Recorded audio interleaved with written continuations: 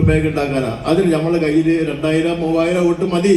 സംഘർഷത്തിൽ അതിന് തുല്യമാണ്. ഇപ്പൊ നമ്മൾ എന്ത് ചെയ്യും എന്നുള്ളതിനെ പറ്റി നമ്മളെ കൊണ്ട് ഒരുപാട് ശല്യം ഉണ്ടായിട്ടില്ല. നമ്മൾ ആ രംഗത്തേക്ക് കടക്കുന്നു എന്നുള്ളതാണ്. നമുക്കൊരു വിശ്വാസമില്ല കേട്ടോ.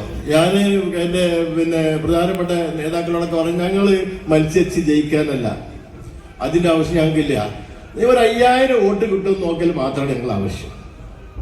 അതായത് ഒരു 4500 ആളുകളാണ് മെമ്പർമാർ ആ ഒരു മണ്ഡലത്തിലുള്ളത്. ഇവരൊക്കെ കൂടി ഒരു 5000 വോട്ട് തരുമോ ഇല്ലേ എന്നറിയണം. എന്തിനാ ഒരു വോട്ട് ബാങ്ക് ആക്കണം എന്ന് ഞങ്ങൾ പറയുന്നൊരു മുദ്രാവാക്യമുണ്ട്.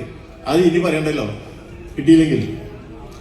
ഇനി ഇതിന് വേറൊരു സമയം നമുക്ക് കിട്ടില്ലല്ലോ. ഇങ്ങനെ കച്ചവടക്കാർ ഇടങ്ങറായി നിൽക്കുന്ന ഒരു സാഹചര്യത്തില് ഒന്നും നടക്കുന്നില്ലെങ്കിൽ നമുക്ക് വോട്ടുണ്ടെന്ന് പറയാനാണ് നമ്മളുടെ ആവശ്യം.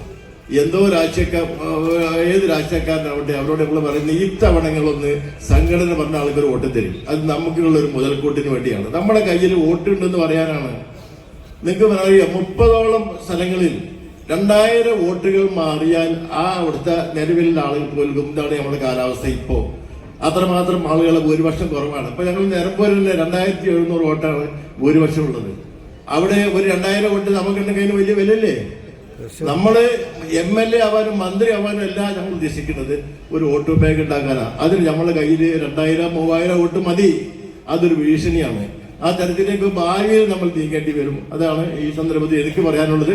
ഇന്ന് ഞങ്ങളുടെ സെക്രട്ടേറിയറ്റ് യോഗം ഇവിടെ നടക്കാൻ പോവുകയാണ്. അതിന് ശേഷം ഒരു തീരുമാനം ഫൈനലായിട്ട് എന്താ ചെയ്യുന്നതെന്ന് ആലോചിച്ചതിന് ശേഷം തീരുമാനിക്കും. അങ്ങനെ തീരുമാനിക്കുകയാണെങ്കിൽ നിങ്ങളൊക്കെ പ്രാർത്ഥന വേണം. പിന്നെ ഒന്ന് വോട്ട് കിട്ടിയില്ലെങ്കിൽ പരിഹസിക്കേണ്ട, വോട്ട് കിട്ടൂല എന്ന് അറിഞ്ഞിട്ടാണ് നമ്മൾ നിൽക്കുന്നത്. നമ്മളെ കച്ചവടക്കാർ എത്രത്തോളം ചെയ്യുന്നുള്ളത് ചെയ്താലേ അറിയുള്ളൂ. ചെയ്താൽ ആർക്ക് നന്നായി, നമുക്ക് നന്നായി.